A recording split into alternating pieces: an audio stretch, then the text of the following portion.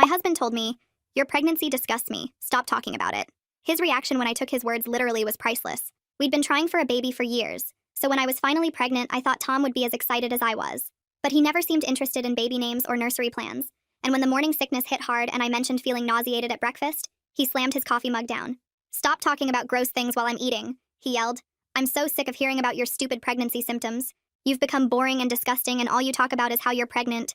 Just stop talking about it completely." I stared at him in shock. 8 years of marriage and 3 years of fertility treatments, and this was his response to the baby we'd supposedly wanted together. I put down my crackers and said, "Okay, I won't mention the pregnancy again." Tom looked relieved and went back to his phone. When I started staying at my parents' house most nights because of smell aversions, Tom initially enjoyed the peace. But after a week, he started texting, "When are you coming home?" When I just said soon, his text became frantic. "Is something wrong? Talk to me." But I didn't. He specifically asked me not to. The neighbors noticed and started asking Tom if we were separated. He had to keep explaining I was just visiting family, but nobody believed him. And soon everyone on our street was whispering about Tom driving away his pregnant wife. By week 3, Tom was showing up at my parents' door. "Just tell me what's happening," he'd plead through the door. "I need to know." My dad would tell him I was resting and couldn't talk about it. My sister threw me a baby shower at the country club during Tom's company golf tournament. His boss's wife was at the shower and asked where Tom was. And when my sister explained he'd told me to stop talking about the pregnancy, she immediately told her husband. Tom's boss confronted him on the 9th hole about what kind of man tells his pregnant wife she's disgusting. Tom had to finish 18 holes while everyone stared with contempt. The shower gifts included a stroller from Tom's own mother, who'd found out about the party from my mom instead of her son. Tom had been calling me daily by then, leaving voicemails. "Please just give me updates. I'm sorry, okay? I didn't mean it like that. Tell me about the appointments, the baby, anything." His mom confronted Tom at Sunday dinner, crying about how she'd failed as a mother. His aunts and uncles told him how disappointed they were, and his grandmother actually wrote him out of her will that day. When I went into preterm labor at 34 weeks, I spent 3 days in the hospital on bed rest. My dad called Tom's office to let them know, and Tom's secretary was horrified he hadn't mentioned it himself. Tom burst into my hospital room shaking. "Why didn't you call me? This is serious." I simply looked at him and said nothing about the pregnancy. He grabbed my hand, tears in his eyes. "Please, I'm begging you. Talk to me about our baby." I turned away. HR called him in to ask if he needed time off for his wife's medical emergency that everyone except him seemed to know about. The preterm labor scare meant strict bed rest, which Tom discovered only when he came home to find a hospital bed in our living room. He stood frozen in the doorway. "What is this? What's happening? Is the baby okay?" When I just nodded without explaining, he punched the wall. "Tell me about the pregnancy." "I take it back, okay?" The delivery guys had told all our neighbors about the poor pregnant woman whose husband was never home, and people started leaving nasty notes on his car. My mom posted updates on Facebook that went viral in our community because she wrote about being the only support system for my daughter since her husband finds pregnancy disgusting. Tom created multiple fake accounts trying to comment, "That's not the whole story. She won't talk to me." I apologized. His best man from our wedding publicly wrote that he regretted standing up for such trash. His brother became the godfather and attended all appointments with me. Tom followed us to one appointment, standing in the parking lot with flowers, but I walked past him in silence. When my water broke at 2 a.m. at 37 weeks, I quietly left with my mom. Tom woke up at his normal time, went to work, and spent the day in meetings. He only found out I'd given birth when our doorbell camera sent him a notification of my sister arriving with balloons that said, "It's a girl." He called me frantically and I answered on speaker while surrounded by nurses. "Why didn't you tell me you were in labor?" He screamed, and I calmly replied, "You said stop talking about the pregnancy, so I did." The nurses all gasped and one actually said, "Oh my God, what a monster." Tom rushed to the hospital but had to walk past medical staff who'd heard what he'd said, all glaring with disgust. When he burst into my room, he was calculating, not angry. He pulled out his phone and showed me a recording. "Good thing I have you on tape saying you deliberately keep me from my child's birth," he said. "My lawyer says that's parental alienation." I stared at him in horror as he smiled for the first time in months. "Now," he said, "let's discuss custody." I looked down at Luna, the baby I'd prayed for and suffered 3 years to have, and realized I might lose her to the man who couldn't even stand to hear she existed. My whole body went cold staring at his smiling face while my mom grabbed Luna from my arms and backed away toward the corner of the room. The nurses who'd been checking my vitals froze and one of them reached for the call button while another stepped between Tom and the bed. Tom's lawyer walked in behind him carrying a leather briefcase and pulled out a thick stack of papers that he placed on my bedside table. He told me these were emergency custody papers and that I had 7 days to respond before the hearing where they'd prove I deliberately kept Tom from his parental rights. My hands shook as I looked at the papers claiming I'd endangered Luna by not telling her father about the birth. Tom stood there recording everything on his phone while his lawyer explained how my admission proved parental alienation and that no judge would let me keep primary custody after what I'd done. My sister grabbed her phone and started scrolling through her contacts while talking fast to someone about needing an emergency family lawyer right away. My mom still held Luna tight and refused to move when Tom stepped toward them saying he wanted to hold his daughter. The nurse who'd hit the call button told Tom he needed to leave because visiting hours were over, and I was still recovering from delivery. Tom's lawyer said they had every right to be there, but 2 security guards showed up and told them both to leave immediately, or they'd call the police. Tom pointed at me and said this wasn't over, and that he'd see me in court before walking out with his lawyer following behind. My sister hung up her phone and said her friend from college knew an amazing family lawyer named Lauren McKnight, who could meet us tomorrow at my parents' house. That evening after the hospital discharged me, I sat in my parents' living room holding Luna while Lauren spread Tom's recording and the custody papers across the coffee table. She listened to the recording 3 times, and then looked up at me with a small smile saying, "Context was everything in family court." She explained that one recorded statement wouldn't override months of documented behavior showing why I stayed silent about the pregnancy.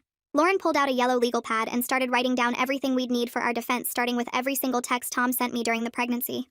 She wanted copies of his voicemails begging me to talk about the baby after telling me to stop, screenshots of my mom's Facebook posts about being my only support, and statements from everyone who witnessed Tom's original comments. My sister had already started a folder on her laptop with screenshots of Tom's fake accounts commenting on social media posts and his frantic messages asking when I was coming home. Lauren spent 3 hours documenting every detail from the past few months, including the country club shower Tom missed and his mother giving me the stroller. She made notes about Tom's boss confronting him at golf and his grandmother writing him out of her will after that Sunday dinner. 2 days later, Lauren called to warn me that Tom had filed a motion claiming I had postpartum depression and wasn't mentally fit to care for Luna. She said he was going to play dirty and we needed to be ready for anything, including false accusations and twisted facts. My dad came home from work that week furious because he'd run into Tom's coworker at the hardware store, who asked if it was true that I'd kidnapped the baby. Tom had been telling everyone at his office that I wouldn't let him see his daughter and that I'd stolen her from the hospital without telling him. The lies were spreading through his whole company, and people who didn't know the real story were starting to feel sorry for him. Lauren filed our response with the court the next Monday, including sworn statements from 3 nurses who witnessed Tom's behavior in the hospital room. She also subpoenaed the doorbell camera footage from our house showing Tom rarely came home during my entire pregnancy, except to grab clothes or food. The footage showed him leaving early every morning and coming back after midnight most nights while I was on strict bed rest alone. We included the delivery company's invoice showing they'd installed the hospital bed while Tom was at work, and hadn't even known about it. That Thursday my phone rang and Tom's mother was crying. So hard I could barely understand her at first. She kept saying she had no idea what Tom had really said to me about the pregnancy being disgusting and boring. She'd believed him when he said I was being hormonal and dramatic, but now she knew the truth after talking to my mom. She offered to testify on my behalf about Tom's behavior, and said she'd already written a statement about the baby shower and how Tom never told her about it. Lauren was shocked when I told her because having Tom's own mother on our side would be huge for the custody case. 2 weeks after Luna was born, we went for her checkup, and the pediatrician noticed how tired and stressed I looked. She asked what was going on, and I explained about the custody battle and Tom's threats to take Luna away. The doctor examined Luna thoroughly, and then sat at her computer typing for 10 minutes straight. She printed out a detailed letter stating that Luna was thriving under my care, gaining weight perfectly, and showing 0 signs of neglect or harm. She handed me copies for my lawyer and said she'd testify if needed about Luna's perfect health under my care. That night I was nursing Luna when my phone started buzzing with notifications from Facebook. Tom had posted in 3 different fathers' rights groups about how his ex was keeping his newborn daughter from him. He wrote that he'd missed her first weeks because I refused to let him visit, and that the family court system was broken. Within an hour, I had dozens of angry messages from strangers calling me every name you can imagine. Men I'd never met were sending threats about what happens to women who steal kids from their fathers. My sister screenshot everything while I blocked account after account, but they kept coming. Tom's post had been shared over 200 times by morning, and the messages got worse. Someone found my LinkedIn and posted my work information in the comments. Another person posted photos of my parents' house from Google Street View, saying this was where I was hiding the baby. Lauren filed for an emergency restraining order that same day, attaching all the screenshots and messages. The judge read through just the first few pages before looking up with disgust on her face. She granted the temporary order immediately, and said Tom had to stay 500 feet away until our custody hearing. She also ordered him to remove all social media posts about me or Luna within 24 hours. My sister spent the whole next week creating the most detailed timeline I'd ever seen. She'd gone back through Tom's Facebook to when we first announced the pregnancy 3 years into trying. His early posts were all about being a future dad and how excited he was. Then she showed month by month how his posts changed. By my 2nd trimester, he never mentioned the pregnancy at all. During my 3rd trimester, when I was huge and uncomfortable, he was posting photos from bars and golf courses. She found posts where friends asked about the baby, and he either ignored them or gave vague responses. The contrast was shocking when laid out chronologically. She printed everything in color and organized it in a binder with tabs for each month. Lauren said it was the best evidence she'd seen showing Tom's complete disconnection from the pregnancy. Tom's lawyer filed a motion the following week demanding all my medical records. He claimed they needed to verify my mental state and whether I was fit to care for Luna. The motion said I might have postpartum psychosis and be a danger to the baby. Lauren fought it hard, saying it was a fishing expedition and harassment. The judge scheduled a hearing just on this issue. At the hearing, Tom's lawyer argued they had a right to know if I was mentally stable. Lauren countered that I'd already provided the pediatrician's letter showing Luna was thriving, The judge split the difference and said they could only access my postpartum records from after Luna's birth.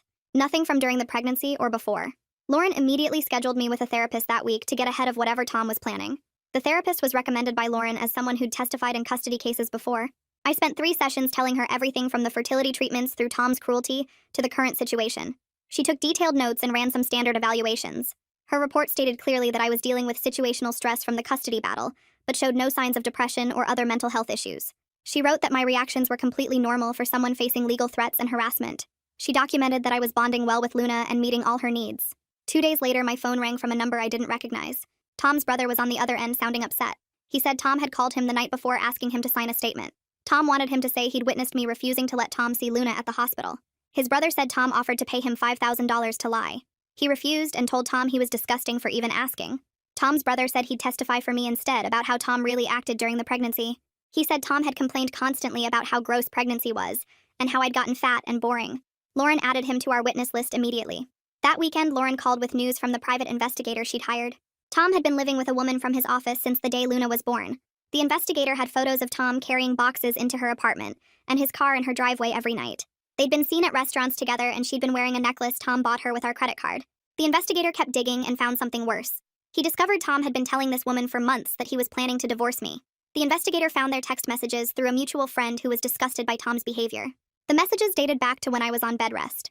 Tom was complaining about being stuck with a pregnant wife and how he couldn't wait to be free. There were photos of them at a steakhouse the night I was in the hospital with preterm labor. Another photo showed them kissing in his car while I was home on strict bed rest. The woman had posted on Instagram about her new man, with photos of Tom while I was 8 months pregnant. Lauren said this evidence would destroy any claim Tom had to being a devoted father. The next morning, Tom's grandmother called Lauren's office directly. She'd gotten the number from my mom and wanted to help. She offered to write a sworn statement about the family dinner where she wrote Tom out of her will. She described how Tom had shown no remorse when confronted by the family. She said he'd actually blamed me for making him look bad by not talking about the pregnancy. She wrote that Tom said I was being dramatic and vindictive. His grandmother included details about how Tom had laughed when his aunt suggested he apologize. She said she'd never been more disappointed in her grandson. 3 weeks before our custody hearing, there was a pretrial conference with both lawyers and the judge. Tom's lawyer tried to negotiate for immediate, unsupervised visitation, saying Tom deserved to bond with his daughter. Lauren shut it down fast, presenting evidence of the restraining order violation when Tom hadn't removed all the social media posts. She showed the judge photos of Tom with his girlfriend and argued he was a flight risk. She said he'd already shown he'd lie and manipulate to get what he wanted. The judge agreed to keep supervised visitation only until the full hearing. 2 days later, Tom's boss's wife called Lauren with more information. She'd written down everything from the baby shower, including how Tom's own mother had no idea about it. She said Tom's mother cried when she found out because Tom never told her about the shower. The statement showed Tom completely disconnected from the pregnancy, and his own family didn't even know basic things. Lauren added it to our growing pile of evidence. That same afternoon, my bank called about unusual activity on our joint account. I logged in and saw Tom had emptied everything the day after Luna was born. $23,000 gone while I was still in the hospital recovering. The bank showed me the withdrawal slip with Tom's signature, and the teller remembered him saying he needed it for a family emergency. Lauren filed financial abuse charges immediately and got a freeze on Tom's personal accounts. She said this showed his real priorities and the judge would see through any devoted father act. The next morning started with pounding on my parents' front door. A woman I'd never seen before was screaming that I was keeping Tom from his baby. My dad looked through the peephole and told her to leave, but she kept yelling about father's rights and how I was a terrible mother. She said Tom loved his daughter, and I was being vindictive. My dad called 911 while my mom took Luna upstairs. The police arrived fast, and the woman tried to explain she was just concerned about Tom. The officers asked for her name and ran it through their system. Turns out she already had a restraining order from the custody case that said she couldn't come near me or my family. They arrested her right there on the porch while neighbors watched from their windows. She kept screaming Tom's name as they put her in the patrol car. Later, we found out this was the woman Tom had been living with since Luna was born. The arrest made the 6 o'clock news that night. The reporter stood outside my parents' house talking about a custody dispute that led to an arrest. They didn't use names, but everyone in town knew it was about Tom.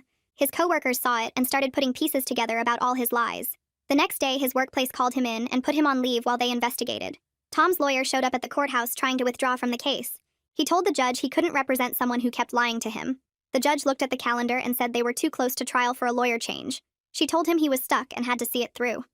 Tom's lawyer looked sick as he sat back down. Lauren loved this because it meant Tom's own lawyer didn't believe him anymore. We scheduled depositions for the next week, and Lauren started with Tom's secretary.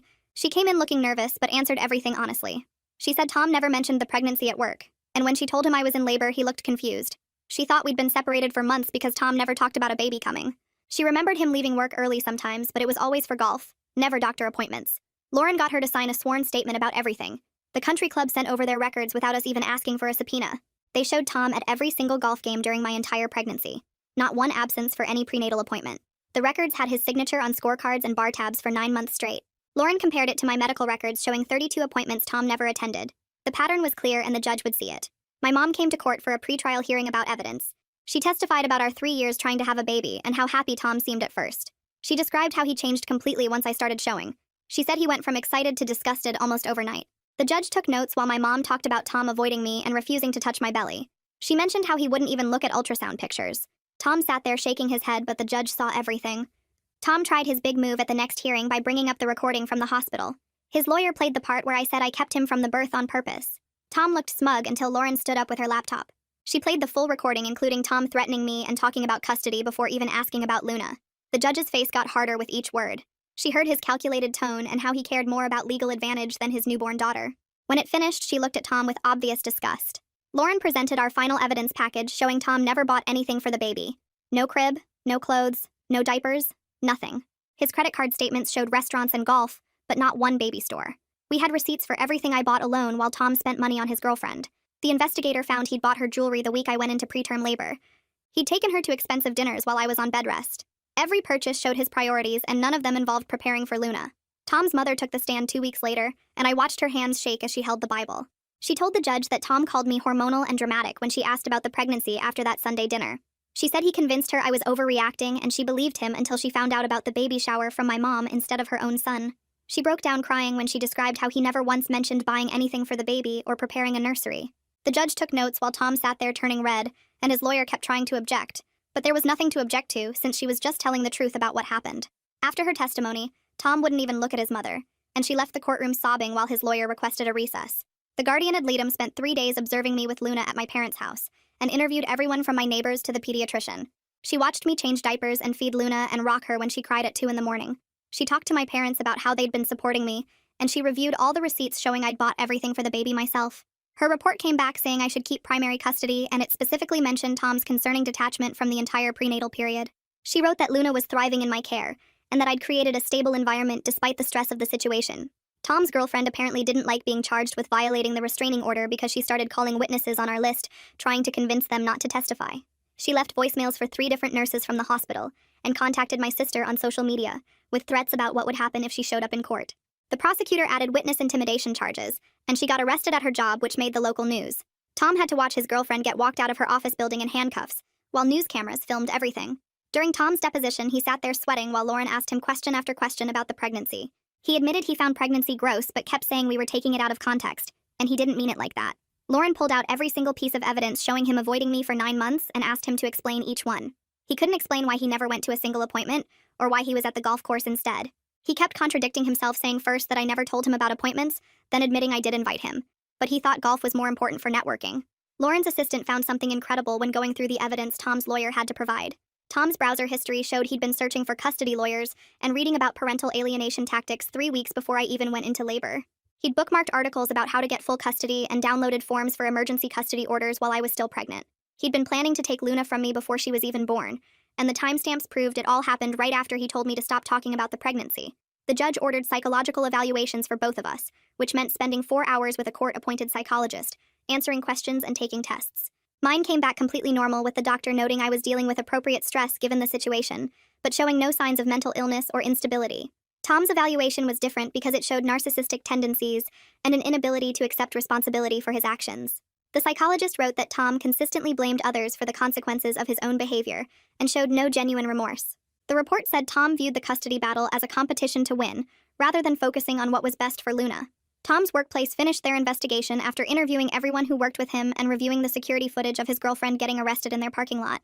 They fired him for creating a hostile work environment and lying about his family situation to gain sympathy from coworkers. He'd been telling people I was keeping him from his daughter, when really he'd been the one who abandoned us during the pregnancy. The termination letter mentioned damage to the company's reputation and his lack of judgment. Without a job, Tom couldn't pay his lawyer the next installment of fees, and the lawyer filed a motion to withdraw from the case. The judge wouldn't let him quit this close to the final hearing, but said Tom had to pay up front for the lawyer to continue. Tom spent 2 weeks trying to get loans and asking family members for money, but everyone knew why he needed it and nobody would help him. His own brother told him he deserved what was happening after how he treated me. Tom's grandmother called Lauren's office and said she wanted to pay my legal fees because she'd been horrified by Tom's behavior. She came to the office with a cashier's check for the full amount and told me she wanted to make sure Luna was protected from Tom's selfishness. She said she'd already written Tom out of her will and wanted to leave everything to Luna instead, but wanted to make sure Tom couldn't get his hands on it. Tom found out when his grandmother told him at Sunday dinner that she was paying for my lawyer, and he threw his plate against the wall. The final custody hearing lasted 3 days, and Tom took the stand on the second day trying to paint himself as a victim of a vindictive wife. He said I'd deliberately kept him from bonding with his daughter, and that I'd turned everyone against him, including his own family. Lauren started her cross-examination by asking him to explain why he called pregnancy disgusting, and Tom lost his temper within 5 minutes. He started yelling that everyone was twisting his words, and the judge had to warn him twice about his behavior. Lauren calmly presented each piece of evidence and asked Tom to explain it, but he just kept getting angrier and contradicting things he'd said earlier in his testimony. Lauren kept pushing him with questions about why he never bought baby items or went to any appointments, and Tom's face turned red as he gripped the witness stand. The judge had to bang her gavel when Tom started shouting that I was twisting everything to make him look bad. Lauren stayed calm and pulled out more evidence, including texts where Tom told his friends he was glad I was staying at my parents' house because he could game all night. When it was finally my turn to testify, I walked to the witness stand holding Luna, who was sleeping in my arms. I told the court about the morning Tom called my pregnancy disgusting, and how those words felt like a knife in my chest after 3 years of trying for this baby. The whole courtroom went quiet as I described staying at my parents' house and following his exact instructions to never mention the pregnancy. I explained how scared I was when he showed up with that recording, and how calculating his smile looked when he threatened to take Luna. Several people in the gallery gasped when I described him punching the wall and demanding I tell him about the pregnancy after specifically ordering me not to. Lauren asked me to describe how I felt during those months, and I said I felt completely alone and terrified that the man I married had turned into someone I didn't recognize. The judge took notes the entire time, and her face grew harder with each detail I shared. Tom's lawyer tried to make me look vindictive during cross-examination, but I just calmly repeated the facts and pointed to all the witnesses who saw everything happen. After 3 days of testimony, the judge said she needed time to review everything and would deliver her verdict the next morning. That night, I couldn't sleep, and just held Luna close while my parents assured me everything would be okay. The next morning, the courtroom was packed, and Tom sat there looking confident like he thought he'd won. The judge started by saying she'd reviewed all the evidence and testimony carefully. She said Tom's behavior during the pregnancy showed a pattern of emotional abuse and neglect that deeply concerned her. She granted me full legal and physical custody, with Tom only getting supervised visitation after he completed parenting classes and anger management therapy. Tom jumped up and started screaming that I'd ruined his life and stolen his daughter from him. The judge banged her gavel and warned him to sit down, but he kept yelling that this was all a conspiracy against him. 2 bailiffs grabbed Tom's arms as the judge held him in contempt and ordered him removed from the courtroom. Luna stayed peaceful in my arms the whole time like she knew she was safe with me. Tom was still screaming about how unfair everything was as they dragged him out in handcuffs. 2 weeks passed, and Lauren called to tell me Tom still hadn't signed up for any of the required classes or therapy sessions. She documented everything and filed it with the court in case Tom tried to change the custody arrangement later. His girlfriend showed up at my parents' house with a letter saying she was sorry for everything and had no idea what really happened. She said Tom told her I was crazy and keeping him from his baby, but after the trial, she realized he'd been lying the whole time. She looked genuinely upset and said she felt terrible for believing him and for showing up at the house that day. I told her it wasn't her fault since Tom was good at manipulating people, and she left looking relieved that I didn't hate her. Tom's mother called that week saying he'd moved back in with them because he couldn't afford his apartment anymore without a job. She was furious with him and said she couldn't believe she'd raised someone who would treat his pregnant wife that way. She asked if she could still see Luna, and I said of course because none of this was her fault. She started visiting every week and always brought little gifts for Luna while never once trying to defend Tom's behavior. 3 months went by before Tom finally enrolled in the court-ordered therapy and parenting classes. His therapist contacted mine to discuss how to handle future visits and make sure Luna's safety came first. They scheduled the first supervised visit at a family center where trained social workers would watch everything. Tom showed up 20 minutes late and spent most of the hour complaining about how unfair the supervision was instead of playing with Luna. The social worker wrote in her report that Tom seemed more interested in his grievances than bonding with his daughter. Luna cried most of the visit and reached for me whenever Tom tried to hold her. The next few visits went the same way, with Tom arguing about the rules and barely interacting with Luna. After the 4th failed visit, the supervisor recommended extending the supervision period indefinitely. She wrote that Tom showed no progress in focusing on Luna's needs over his own anger about the situation. The court agreed, and Tom's lawyer told him he needed to actually try during visits if he ever wanted unsupervised time. Tom just stormed out of the courthouse, and I heard later he'd punched his car window in the parking lot. Around this time, I started going to a single-parent support group at the community center. That's where I met Travis Bullock, who was raising his son alone after his wife passed away from cancer. Travis was patient and kind and never pushed for more than friendship at first. Luna loved him immediately and would giggle whenever he made silly faces at her during the meetings. We started getting coffee after the group sessions, and he listened without judgment as I told him everything about Tom and the custody battle. He said he understood how hard it was to protect your child while dealing with a difficult situation. After a few months, we started officially dating, and Travis was amazing about taking things slow and respecting my boundaries. He never complained when I had to cancel plans because of Luna, or when Tom's drama interfered with our time together. Tom found out about Travis when he saw us at the grocery store together with Luna in the shopping cart. He took photos of Travis helping me load groceries while Luna giggled at him and filed an emergency motion the next day, claiming I was exposing Luna to dangerous strangers. Lauren called me laughing because Tom's lawyer had actually tried to stop him from filing it, but Tom insisted. At the hearing 2 weeks later, the judge looked at Tom's evidence, which was literally just photos of us grocery shopping, and asked if he was serious. Tom started ranting about how I was replacing him as Luna's father, and the judge cut him off to remind him that supervised visits existed because of his own behavior. She dismissed the motion and told Tom that if he filed another frivolous claim, she would consider sanctions. Tom stormed out, and his lawyer apologized to Lauren in the hallway. 6 months after Luna was born, Tom's grandmother had a massive stroke and passed away within days. At the funeral, Tom sat in the front row expecting to be mentioned in the will reading afterward, but the lawyer skipped right over him. Everything went into a trust for Luna that I would manage until she turned 25, and the will specifically stated that Tom was excluded due to his treatment of his pregnant wife. Tom stood up and started yelling that I had poisoned his grandmother against him, but his own mother told him to sit down and shut up. The trust included the grandmother's house, her investment portfolio worth almost $2 million, and a letter to Luna explaining why her father wasn't included. Tom spent months trying to contest the will, but every lawyer told him he had no case. It took Tom 8 more months to finally complete all his therapy sessions and parenting classes, because he kept missing appointments or arguing with the instructors. When he finally got approved for unsupervised visits every other weekend, I packed Luna's diaper bag with detailed instructions for everything. The first Saturday, he picked her up at 9 in the morning, and by noon he was calling me in a panic, because Luna had a dirty diaper and he didn't know how to change it properly. I told him to figure it out and hung up. 20 minutes later, he called again because Luna was crying and wouldn't take her bottle. Then he called because she needed a nap, but wouldn't sleep. By 4 o'clock, he brought her back early, claiming she must be sick because she was so fussy. The next visit, he lasted until Sunday morning before bringing her back because he couldn't handle the night feeding schedule. After a year of dating, Travis proposed to me at the park where we first took Luna and his son to play together. Luna was walking by then, and Travis had taught her to carry the ring box to me. She toddled over in her little pink dress and handed me the box saying, "Mama pretty," which made everyone at the park start clapping. We planned a small ceremony at my parents' backyard with just family and close friends. Tom wasn't invited, but his mother asked if she could come, and I said yes, because she had been nothing but supportive. She sat in the second row crying happy tears as Luna walked down the aisle throwing flower petals everywhere except where she was supposed to. Travis's son walked next to her as the ring bearer, trying to help her stay on track. Tom found out about the wedding from social media and sent nasty messages, but we just forwarded them to Lauren for our records. About 6 months after the wedding, Tom met a dental hygienist named Ashley at his new job and started dating her seriously. After 3 months, he filed a petition for increased custody, claiming he was in a stable relationship and could provide a better environment for Luna. Lauren responded with our boxes of documentation, including all his missed visits, early returns, and panicked phone calls about basic parenting tasks. The judge denied his request, and Ashley apparently found out the real story during the hearing because she dumped him that same week. By Luna's second birthday party, Tom had finally stopped fighting everything and accepted his every other weekend schedule. He paid his child support on time through automatic withdrawal and stopped sending angry emails. At Luna's party, he dropped off a present and left without making a scene, which was the first time he had acted normal in 2 years. His mother stayed for the whole party and helped with cake cutting while Tom went home alone. I had started nursing school during the custody battle, taking night classes while my mom watched Luna. It was hard juggling everything, but I wanted a stable career to support Luna properly. Travis helped me study and took care of both kids when I had exams. After 3 years, I graduated with honors and got a job at the pediatric ward of our local hospital. Luna sat in the audience at graduation, wearing a tiny cap someone had made for her, and cheering, "Mama did it," which made everyone around us smile. Tom's mother was there too, taking pictures and telling everyone how proud she was of me. 2 months after graduation, Tom called asking to meet about something important, and when we met at a coffee shop with our lawyers, he looked tired and defeated.